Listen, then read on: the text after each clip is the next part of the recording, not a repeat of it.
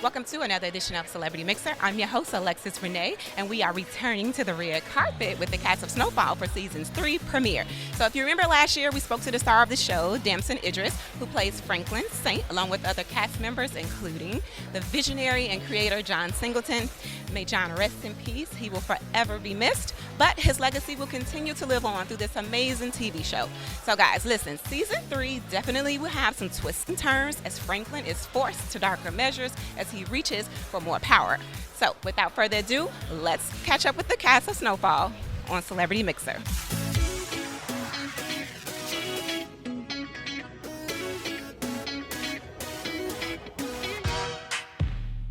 Something's happening in my neighborhood. Something's changing in a big way.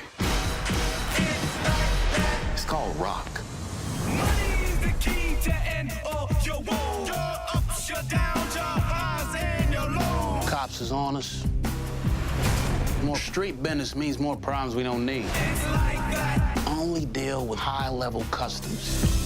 They buy the coke, they cook the rock they sells. All we gotta do is deliver and collect. Problem is, And that's the way it is. I don't know what to do with my money. The best kind of problems. The DEA is on a rampage down in Colombia. Prices are rising. Just like that? I am the only reason that you are breathing free air right now. What happens when they try to cut into our territory? If y'all want to do serious business, I suggest you get in line. It's either we be in business, or you and everybody you know will be gone. I will bring you all down. You and me, we have war. Everything all right? Fine. It's like that. The business has gotten too big. This ain't about you.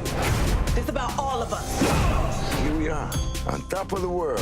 It's like that. And that's the way it is. How does it feel now? Like power. Snowfall premieres Wednesday, July 10th on FX. So I'm here with Damson Idris, who plays Franklin Saint on Snowfall. And if y'all watching, you already know. Now, listen, this carpet is bittersweet because we had John Singleton last year, right? So how have you been dealing with the passing of him? I've just been, walking with the confidence that John left me. Left me a lot of codes, and he told me constantly that I had to be a leader in all times. And in order for me to reach the platform that I long for, I need to stay on that path. John taught me so much, and he's still with us, and he'll be proud of what we've done in Season 3. I know he will. I seen you at the BET Awards, and I was like, you better go ahead when you did your little tribute with Morris Chestnut. I was here for it. It has been, how do I say, mind-boggling to embrace that this man that brought me to this experience is not here. But then there is also the joy, the gratitude, the humble gratitude in knowing that him not being here is really not true. He has changed his appearance, but his energy is absolutely embedded in everything that we do. Everything that we do. This is his child. This is his seed. And he will not leave it. I know that without a doubt. As long as this show exists, he will be in that room. He will be on set. He will be in every moment that exists for me, because that's who John is, and he will always be that. Yeah, and his personality was so infectious when he was here. We had this brother in the physical, you feel me? John Singleton, to work with him day in and day out. Man, the brother, such a passion, such a charisma, such a visionary. And we got to work with him day in and day out for the last 3 years. And just like that, he was gone. He was just gone. But he's still here. That's the thing. He's still here. He's the big bro. He's the ancestor. He's the one you call on. I totally appreciate He's the one that you can look at a legacy of films and television shows and see a blueprint of how to do it. Big bro left us with the codes. So how do you think it's going to be without John, like writing for, because I know you guys are going to be on TV for a long time, season after season after season. How do you think that's going to be without him? I think that John really, one of the other great things about him was he wasn't selfish. He didn't say, well, I'm going to be in control of everything. I'm going to control everybody, say who's doing what. So he let us do what we did. And so I think it'll be easy to keep the show going. It'll just be sad, because he's not going to be there. But, John lived a great life. Okay, what can we expect from your character in season 2? This season you're going to see Leon bossing up and being the boss of his own crew and having to juggle the dynamic of him still being loyal to Franklin but bossing up on his own. So, All right, so what made you feel like I need to try to get out here and do my own thing? Like, I got Franklin, but I want to do me. I feel like everyone wants to, level up in their life, So Leon just wants to, become that boss. He looks up to Franklin, So he aspires to be like Franklin. In season 3, Franklin's running his business in a very corporate manner. He's venturing more into the real estate business as well as the crack cocaine epidemic.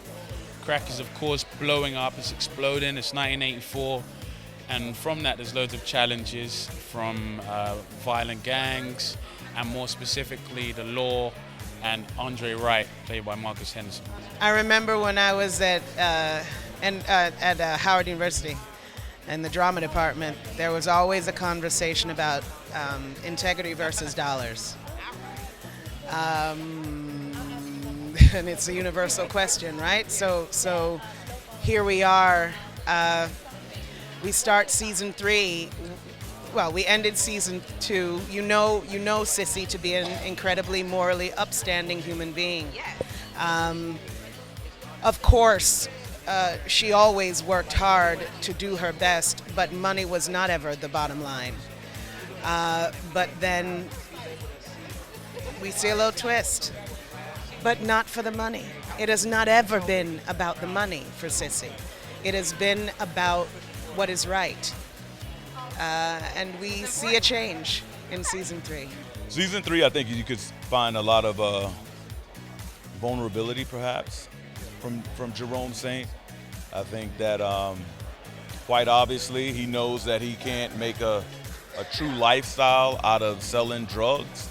So he's looking for a way to segue out into something else, looking a way to clean the money, to jump into other ventures. And I think that, with more money comes more problems. So there will be price to pay for that, Speaking of Breaking Bad, when we seen you the last time, you said that you kind of drew from Bryan Cranston. Always. So is that still where you get your energy from, or have you gravitated somewhere else? I think the character's evolving, I think he's so much more than a drug dealer. This is why I love to play characters like this, who are often depicted as stereotypical. I like to humanize them because I know not everyone in the black community is a lawyer or a doctor. There are some people in the hood who grew up a certain way and they deserve to be seen on screen in their true form. Yes, Bryan Cranston inspired me in the first season, but now I'm seeing inspiration from Malcolm X and Martin Luther King and various leaders of that time, because that's what Franklin is. He's a leader. So how is it being Franklin's mom? Like, he's a handful. So how do you deal with that? For a single parent, I think for any parent, but especially a single parent, there's no greater bond than a mother and her child, a mother and her son. I don't know what it is about moms and our boys, but yeah, there is an incredible bond between the two of them, and however much a handful it is, he comes from good stock and a strong foundation, and it has been a struggle, no doubt about it, especially the last few years, but she's in it to win it. That's just who she is. That's what moms do, right? That's we don't what give mothers up on our do. babies no matter what's going on. No, we don't. Your character, again, is like the muscle of the group, and you hold everything down. How is it balancing that sense? Franklin is younger than you, obviously, because he's your nephew, and you like taking orders from him. Like, how do you do that? In the hood, sometimes the nephew is actually older than the uncle, but in this case, it's kind of traditional, And yeah, he may be my nephew more than I be his uncle, but I think the difference with this particular relationship is that the young man is actually precocious and really smart, like off the Richter scale. And who knows what he would have done if he wasn't in this environment.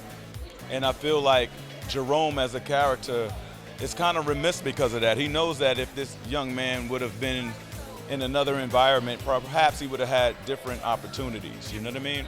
So I think from the beginning, you hear him from the jump say, you know, this brick ain't gonna come with nothing but trouble.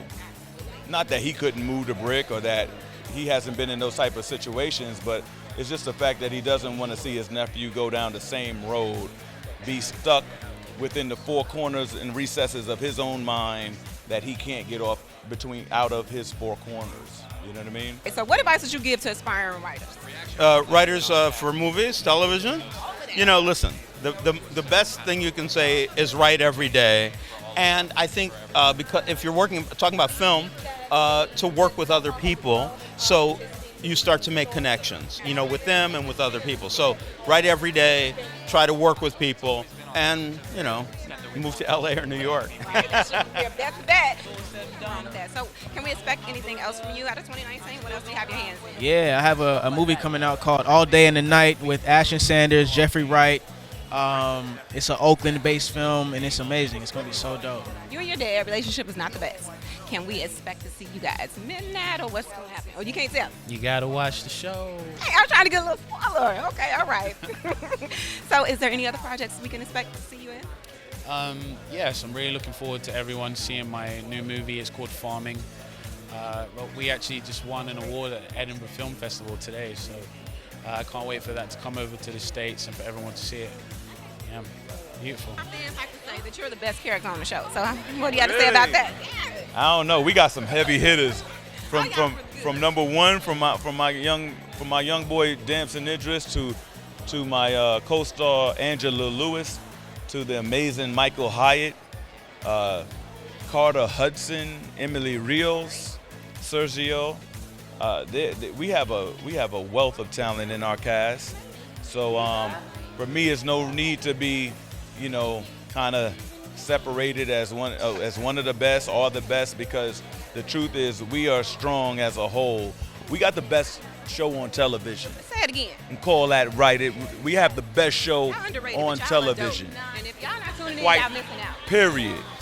Period. And season 3, and we're showing this story, this historical story, with the circle of truth of responsibility and accountability, that we're not just glorifying drug dealing, but that we're showing this culture that happened from, truthfully, our government preying on a population, on a minority population in its own country, and waging a war against its own people to fund a war internationally.